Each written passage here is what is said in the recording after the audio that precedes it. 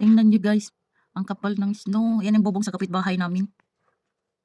Ayan, yung chimney nila. Wala kasing tao dyan ngayon. Ang kapal ng snow, paano kami makalabas nito? Ayun yung bubong namin guys. Ito naman yung sa harap namin. Ito yung pataas sa bahay namin.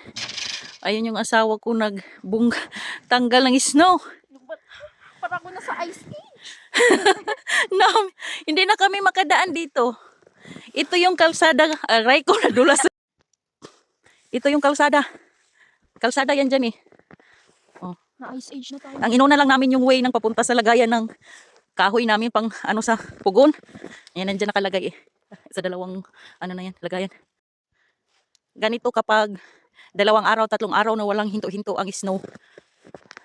Kapag hindi yan mabungkal guys, imagine, ayan oh. Ito, hanggang saan to? Hanggang hita ni Luis. Tingnan mo nga, doon ka nga Luis, ikaw nga tatayo doon. Ayan. Dito, tayo ka dyan. Mas malalim pa. Mas malalim pa. Matigas lang yung yung hindi lumulubog na. Oo. Wala, kung hindi pala yan, hindi to na tanggal kanina, hindi ginilid, hanggang hita pala to. Oo, ayan, hanggang ganito kalaki. Ayan sa taas, hindi namin alam paano namin umpisahan yan pagbaba. Kailangan namin yan ibaba. Kasi mabigat. Pero bukas daw araw, aray ko nila.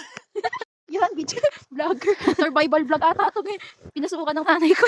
Survival vlog. Ito yung kalsada pababa.